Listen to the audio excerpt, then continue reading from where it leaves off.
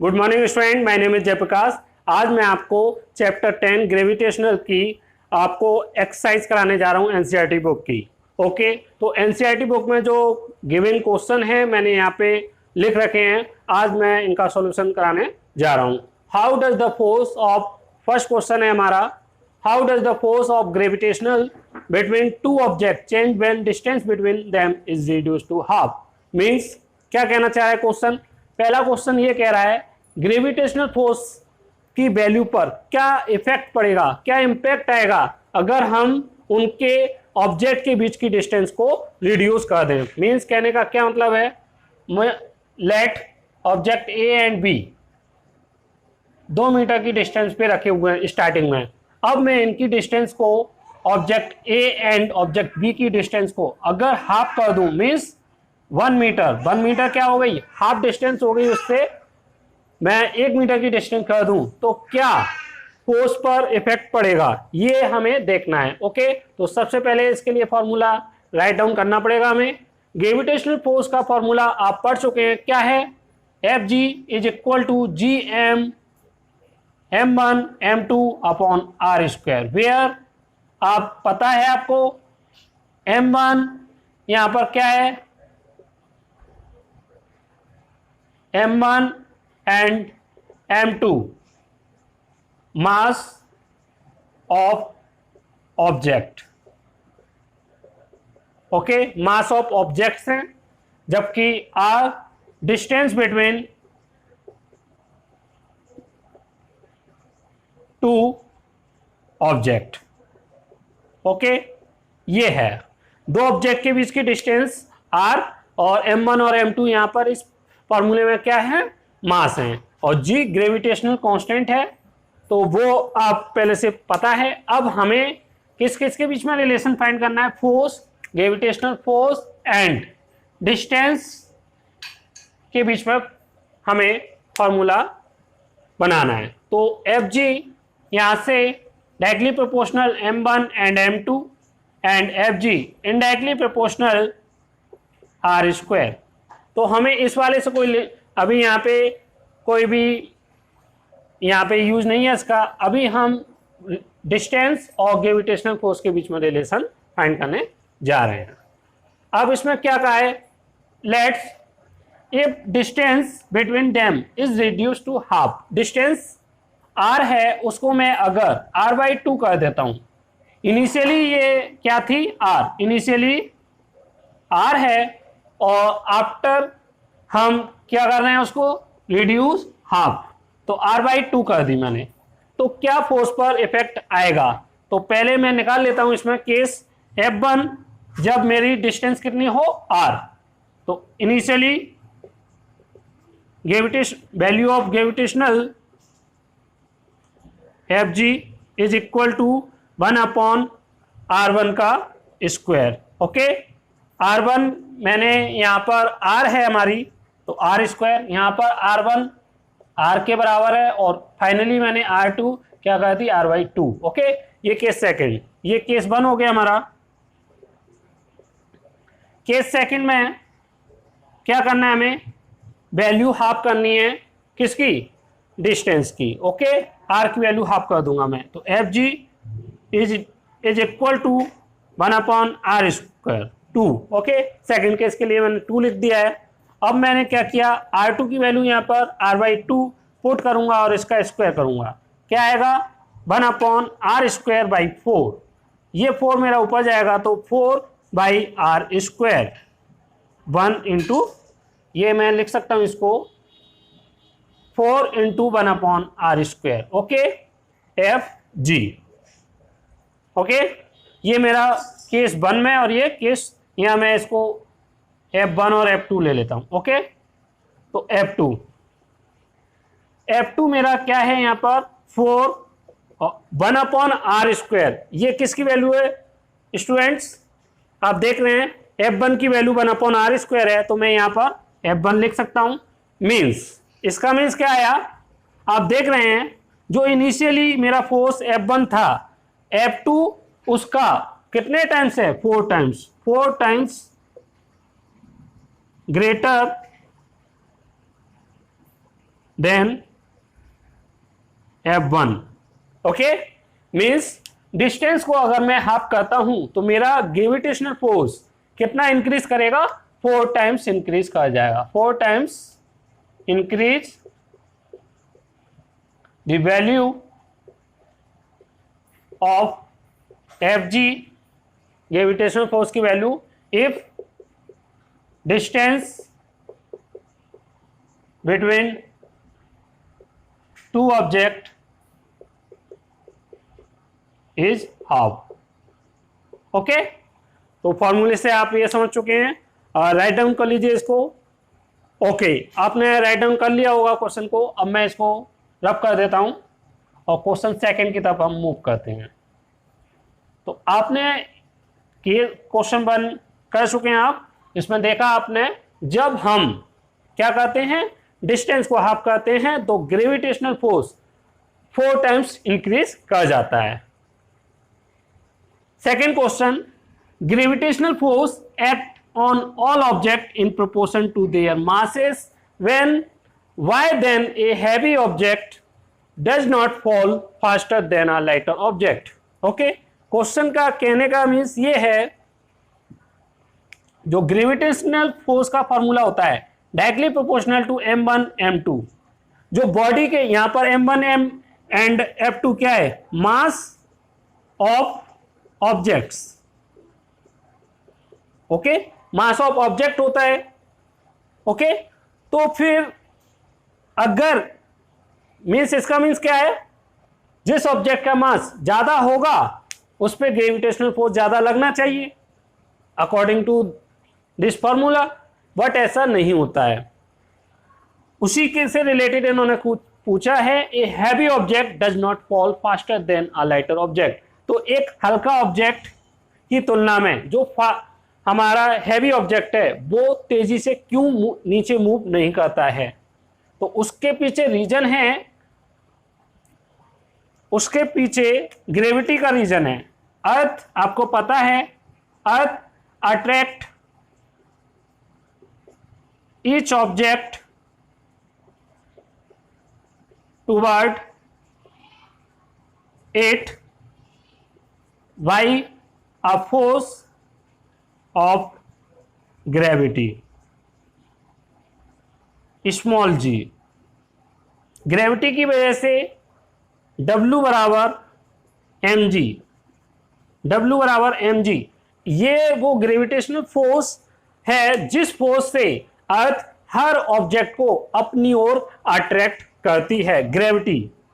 Okay, sorry, force of gravity G की वजह से कोई भी जो ऑब्जेक्ट है, आप ये हमारा ऑब्जेक्ट है, ये ऑब्जेक्ट अर्थ की ओर अट्रैक्ट करता है, किस वजह से, due to small ji.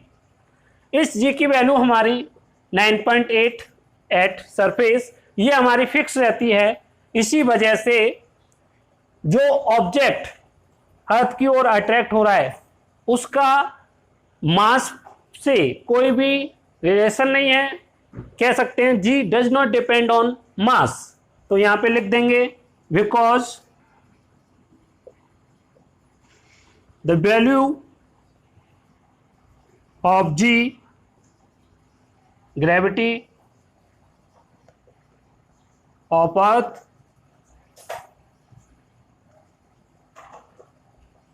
does not depend the value, does not depend the mass of an object। Okay, तो ग्रेविटी जो है अर्थ की ओर, या अर्थ जो जिस ग्रेविटी से किसी भी ऑब्जेक्ट को अपनी साइड में खींचती है उसकी वैल्यू मास ऑब्जेक्ट के मास पर डिपेंड ही नहीं करती है। इस वजह से उसका हैवी होने से या लाइट होने से कोई भी फर्क नहीं पड़ता है, उस पर कोई भी इम्पैक्ट नहीं आता है। और दोनों ही ऑब्जेक्ट, कितना भी हैवी ऑब्जेक्ट हो या फिर लाइटर ऑब्जेक्ट हो, दोनों ही ऑब्जेक्ट हमारे एक साथ फॉल करेंगे और एक टाइम में वो सेम हाइट से अर्थ पर आएंगे। ओके, तो इसका मास से लेना देना नहीं है, ये दोनों जी के कॉन्सेप्ट हैं और जी हमारा सेम रहता है बोथ ऑब्जेक्ट, हैवी हो या लाइट, दोनों ही सेम ग्रेविटी की वजह से डाउनवर्ड डायरेक्शन में आएंगे। ओके, अब हम थर्ड क्वेश्चन की तरफ चलते हैं, आप इसको राइट डाउन कर लीजिए। ओके, चलिए क्वेश्चन थर्ड देखते हैं क्या कह रहा है। Third question, what is the magnitude of gravitational force between earth and 1 kg object. क्या है, एक अर्थ है हमारी, ओके, और एक कोई ऑब्जेक्ट है, ऑब्जेक्ट जिसका मास इसका 1 kg दे रखा है और मास ऑफ अर्थ आपको गिवन है 6 × 10⁻24 kg। इसकी रेडियस आपको गिवन है 6.4 × 10⁻6। Okay, what is the magnitude of gravitational force between earth and 1 kg object on its surface. ये ऑब्जेक्ट हमारा इसी की सरफेस पे रखा हुआ है। ओके, ऑब्जेक्ट मेरा ये वाला ऑब्जेक्ट कहाँ रखा हुआ है, इसी की सरफेस पर। और आपको मैंने जब थ्योरी कराई थी आपको बताया था अगर कोई ऑब्जेक्ट अर्थ की सरफेस पर है तो ऑब्जेक्ट और अर्थ के सेंटर से सेंटर के बीच की डिस्टेंस जो ली जाएगी वो कोई और नहीं होगी, वो रेडियस ऑफ अर्थ ली जाती है। तो फॉर्मूला जो हमारा रिड्यूस होकर आएगा या रिफॉर्म होकर आएगा तो फोर्स का फॉर्मूला ये होता है हमारा Gm1m2/r²। ये होता है, यहां पर r सेंटर से सेंटर के बीच की डिस्टेंस होती है दो ऑब्जेक्ट की। यहां पर एक अर्थ है और अर्थ के सरफेस, ये जो सरफेस है उस पर दूसरा ऑब्जेक्ट रखा हुआ है। यहां सेंटर से सेंटर के बीच की distance nothing but radius of earth. Okay, तो इस वैल्यू को हम इसमें पुट करेंगे और वैल्यू फाइंड करेंगे ग्रेविटेशनल फोर्स की। और जी की वैल्यू आप इन्हीं से पहले से ही जानते हैं और मैं लिखा भी चुका हूं आपको कई बार, 10⁻11 6.67 × 10⁻11 ये हमारी वैल्यू होती है। ओके, इस वैल्यू को इसमें पुट करेंगे। अब यहाँ पे जी तो जी रहेगा, m1 हमारा मास of object and m2 mass of earth. Okay, mo mass of object, me mass of अर्थ, और r की जगह पे अब हमें re रखना पड़ेगा और इसका स्क्वायर, ये रेडियस ऑफ अर्थ, क्योंकि ऑब्जेक्ट सरफेस पर ही है तो उनके बीच की डिस्टेंस, ये ऑब्जेक्ट की जो डिस्टेंस होगी निग्लिजिबल होगी, उसको हम नेग्लेक्ट मान लेंगे और ये जो रेडियस होगी वही हमारी सेंटर से सेंटर के बीच की डिस्टेंस होगी। ओके, तो वैल्यू पुट करते हैं 6.67 × 10⁻11। ओके, m0 की वैल्यू हमारी ऑब्जेक्ट का मास दे रखा है 1 and mass of earth 6 × 10⁻24। re का स्क्वायर 6.4 × 10⁻6 × 6.4 × 10⁻6। मैंने दो बार लिख लिया इसको, 10⁻6 और 10⁻6, यहां से 10⁻12 हो जाएगा। ओके, अब देखिए 6 पॉइंट से पॉइंट, 2 पॉइंट और यहां से 2 पॉइंट रिलीज हो गए। ओके, 6 से 2 से 3 टाइम्स और 2 से ये 32। ओके, और कोई कैंसिल होगा नहीं तो इसको लिख लेंगे 667 × 3 और ये हमारा 10⁻11 और 10⁻12 एडिशन होगा मल्टीप्लिकेशन में पावर, तो -11 से 12 कैंसिल आउट होगा और बचेगा क्या 10। ओके, और नीचे क्या बचा है हमारा 64 × 32। ओके, जब हम इसको सॉल्व करेंगे तो अप्रॉक्स जो आंसर आएगा हमारा 98.9.8। ओके, ये आएगा, ये हमारा ग्रेविटेशनल फोर्स होगा इस के बीच में। ओके, 9.8 और ये किस में आएगा, न्यूटन में आएगा। ओके, सॉल्व करने पे आप इसको सॉल्व कर सकते हैं इजीली। ओके, अब मैं फर्दर आगे के क्वेश्चन आपको बताना चाहूंगा, तो मैं okay student, now question 4 read करते हैं। The earth and the moon are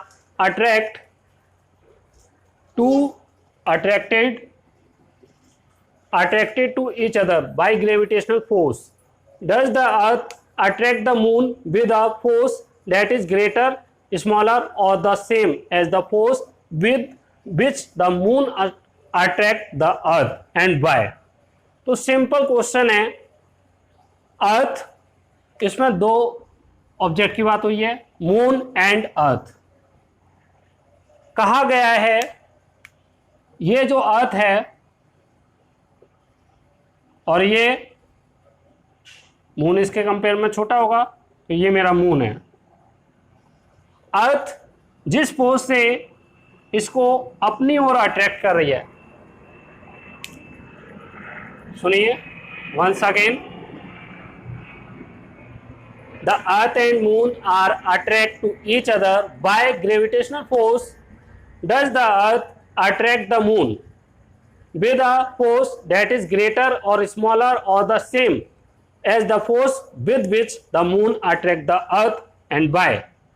इसमें पूछा गया है मून जिस फोर्स से अर्थ को अपनी ओर अट्रैक्ट कर रहा है, ये जो मून है अर्थ को जिस फोर्स से अपनी ओर, ये मून इसको किस फोर्स से अट्रैक्ट कर रहा है?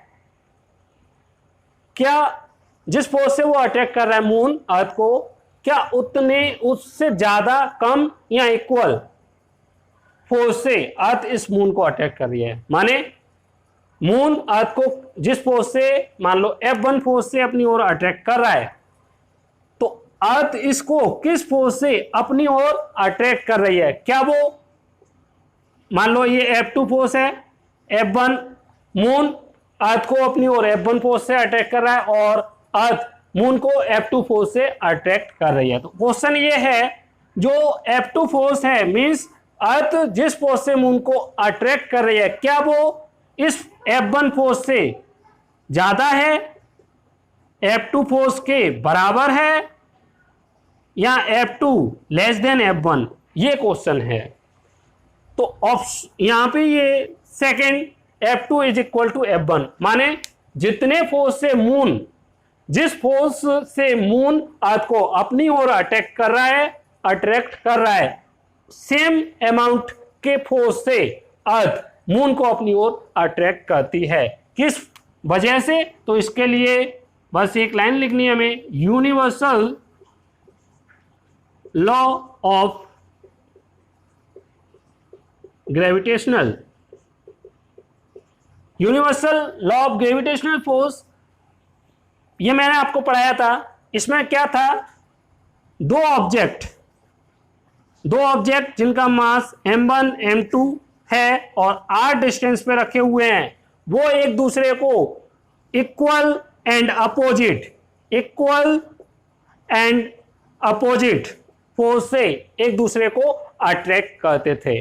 सिमिलर क्वेश्चन यहां पे है कि मून जिस फोर्स से अर्थ को अपनी ओर अट्रैक्ट कर रहा है, क्या उसके बराबर, इक्वल या कम फोर्स से अर्थ उस मून को अपनी ओर अट्रैक्ट कर रही है? तो सिमिलर, जितने फोर्स से मून अर्थ को अपनी ओर अट्रैक्ट कर रहा होगा, जस्ट उसके अपोजिट डायरेक्शन में अर्थ मून को अपनी ओर उसी अमाउंट के फोर्स से अपनी ओर अट्रैक्ट कर रही होगी। ओके, करती है। तो ये हमारा हो जाता है यहां पर सेम अमाउंट का force, equal and opposite direction में लगता है बस। तो ये यूनिवर्सल लॉ ऑफ ग्रेविटेशनल की वजह से होता है, bye universal law of gravitational. Okay, और क्या होगा, सेम, ये आपका आंसर होगा। सेम फोर्स से वो एक दूसरे को अट्रैक्ट करेंगे। क्लियर? तो राइट डाउन। ओके, तो अब मैं इसको रब कर रहा हूं और क्वेश्चन सेकंड, फिफ्थ की तरफ हम मूव करते हैं। फिफ्थ क्वेश्चन क्या कह रहा है, if moon attract the earth, यदि मून पृथ्वी को अपनी ओर अट्रैक्ट करता है, तो why does the earth not move toward the moon? तो फिर मून की तरफ अर्थ रिवॉल्व करना शुरू क्यों नहीं कर देती है? माने आपको अभी मैंने यूनिवर्सल ग्रेविटेशनल लॉ बताया, सेम अमाउंट और इक्वल एंड अपोजिट फोर्स से एक दूसरे को अट्रैक्ट करती हैं दो बॉडी। तो यहां पर मून अर्थ को अट्रैक्ट कर रहा है और अर्थ मून को अट्रैक्ट करती है, तो मून भी अर्थ को अट्रैक्ट कर रहा है, तो मून के अराउंड हमारा अर्थ रिवॉल्व क्यों नहीं करती है, चक्कर क्यों नहीं लगाती है? तो उसके पीछे रीजन है स्टूडेंट्स, देखते हैं क्या रीजन है। तो उसके पीछे सिंपल रीजन है, force is equal to mass into acceleration. Okay, mass into acceleration. तो यहां से एसिलेशन बराबर फोर्स अपॉन मास, ये होगा सिंपली। अब इसकी बात करते हैं हम मून के लिए।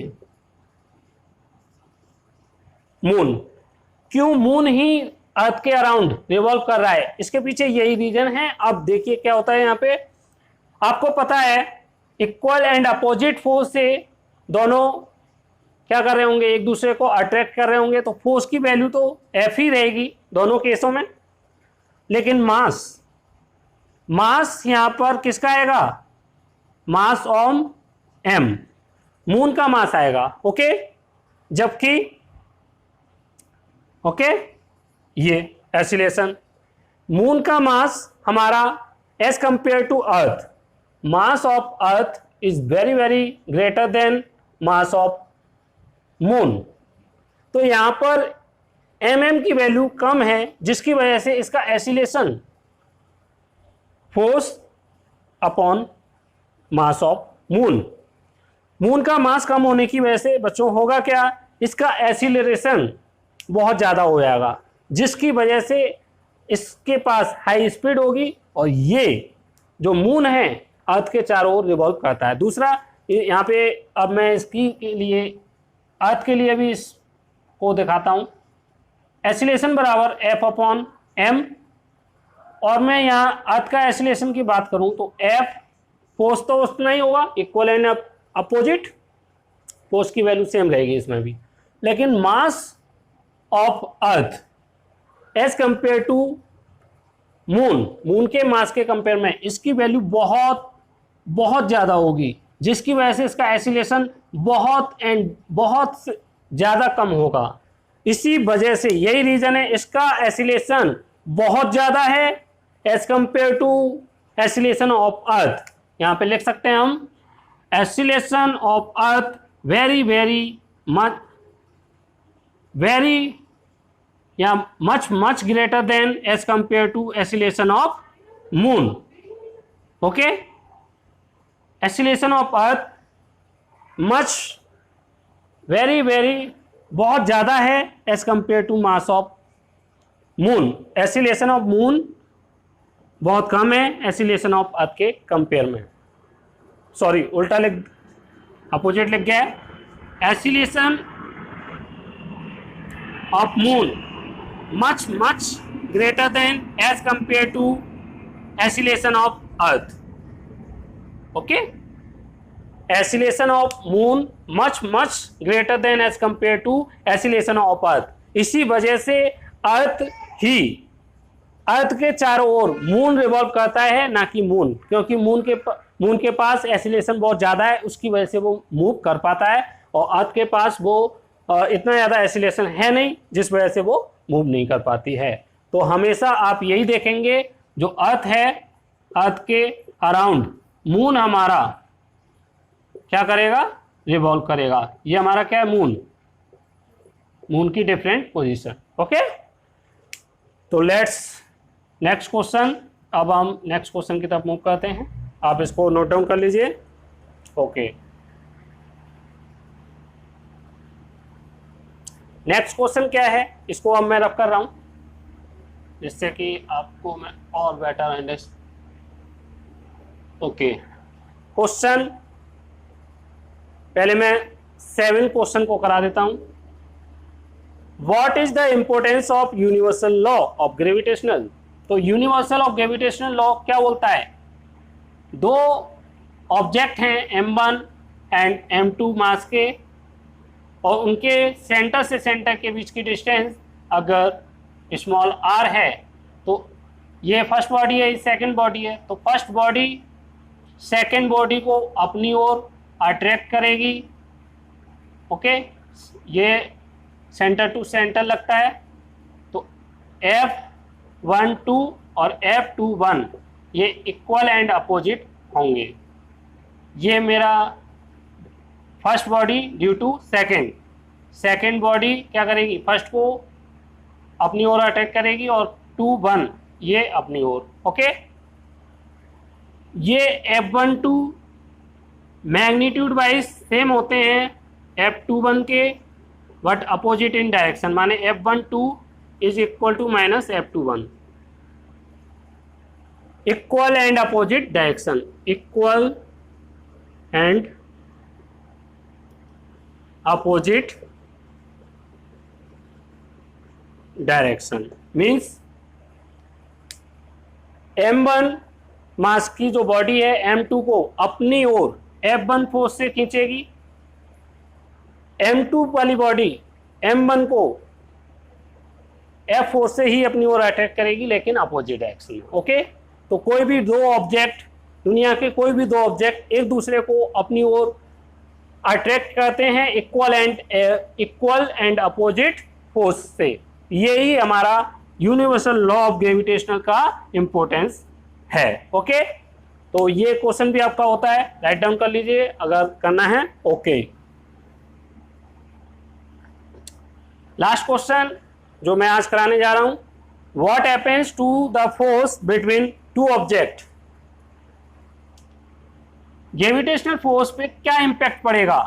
फॉर्मूला क्या है हमारा, M1 M2 और G R²। ये फॉर्मूला होता है केस फर्स्ट। केस फर्स्ट देखते हैं हम क्या बोल रहा है। The mass of one object is double. M1 का मास हमारा M ही है, M2 का मास पहले M था, अब 2M कर दिया जाए, 2M कर दें। पहले केस देख लेते हैं, जब हमारा M1 एंड M2 दोनों क्या है, M है। ओके, तो क्या होगा, फोर्स की वैल्यू क्या होगी, Fg बराबर G M1 M2 upon R²। तो क्या होगा, G M² upon R² Fg। अब बोल क्या रहा है केस 1 में, अगर M1 को तो M ही रहने दूं सेम, लेकिन दूसरे मास को मैं डबल कर दूं 2M, तो क्या होगा देखते हैं। Fg is equal to G M1 M2 upon R²। Distance same है, G सेम है, यहाँ पे कोई डिफरेंस नहीं आया। M1 की वैल्यू M और M2 की वैल्यू अब क्या हो गया 2M, तो क्या हो जाएगा 2G M² upon R²। Okay, 2 और ये जो वैल्यू है G M² बाई R², ये किसकी है, Fg। माने क्या हुआ, मास, एक ऑब्जेक्ट का मास डबल करने पर क्या हुआ, फोर्स की वैल्यू क्या हो गई, डबल। तो यहां पे क्या हो जाएगा, फोर्स डबल। ओके, केस 1 हमारा सॉल्व होता है, आप इसको नोट कर लीजिए। ओके, अब मैं सेकंड करता हूं, समझ में आया क्या किया है। पहले तो मैं नॉर्मल केस ले लिया, जैसे हमारा M1 M2 दोनों के मास सेम है, ये मैंने मान लिया, एज्यूम, ये एज्यूम किया गया है, एज्यूम या लेट। ओके, ये किया, Fg आया। फिर मैंने M1 को तो सेम लेने दिया, M2 में बोला है उसने अगर one object is double, mass of one object double, तो मैंने 2M कर दिया। फॉर्मूले में पुट किया, यहाँ से 2GM² by R²। GM² by R², ये पुराने फोर्स की वैल्यू है Fg, तो पुराने फोर्स की कंपेरिजन में यहाँ आप इसको F1 मान लीजिए और इसको F2 मान लीजिए। ओके, तो F2 is equal to 2F1। पुराने फोर्स के कंपेरिजन में अब नया वाला फोर्स पहले फोर्स के कंपेरिजन में डबल हो चुका है। ओके, तो फोर्स डबल। क्लियर। चलिए सेकंड क्वेश्चन, इसी का second part, distance between the object is double and triple. तो इसमें सेकंड में दो केस लिए हैं। डिस्टेंस अगर मैं डबल करूं, डिस्टेंस डबल करें तो F is directly proportional to 1 upon R²। पहली बात, पहले ये। ओके, तो F1 केस में मैं मान लेता हूं R है, डिस्टेंस R1 बराबर R। दूसरे केस में मैं यहाँ पे बोला डबल कर दी, R2 बराबर 2R।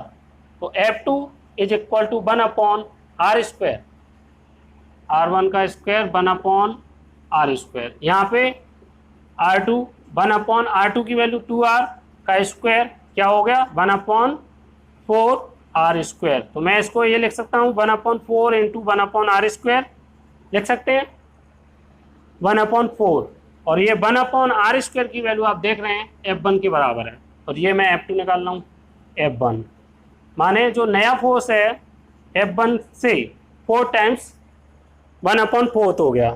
ठीक है, कितना हो गया, 1/4 हो चुका है, 1/4 हो चुका है। अगर डबल कर रहे हैं तो जो नया फोर्स आ रहा है फोर्स 1/4 F1 का, इनिशियल वाले का।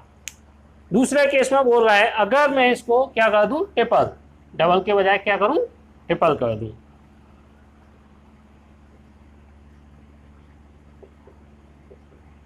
ट्रिपल करते हैं तो क्या होगा, R1 तो मेरा R है तो सिमिलर यही केस रहेगा। अब मैं R2 को अगर 3R ट्रिपल कर दूं, 3R कर दिया मैंने, तो F2 की वैल्यू 1/R2 का स्क्वायर 1/3R का स्क्वायर क्या आएगा, 1/9R square. Okay, 1/9 into 1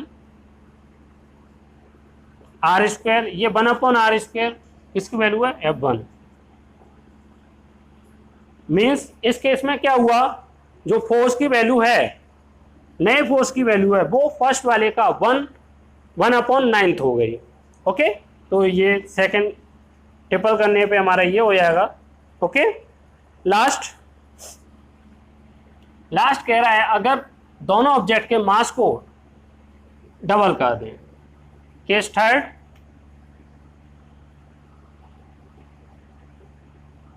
M1 M2, पहले क्या कर दूं, पहले M था, दूसरे केस में M1 is equal to 3M, double की बोल रहा है 2M, M2 2M। ओके, तो फोर्स का फॉर्मूला क्या बनेगा, directly proportional to M1 M2।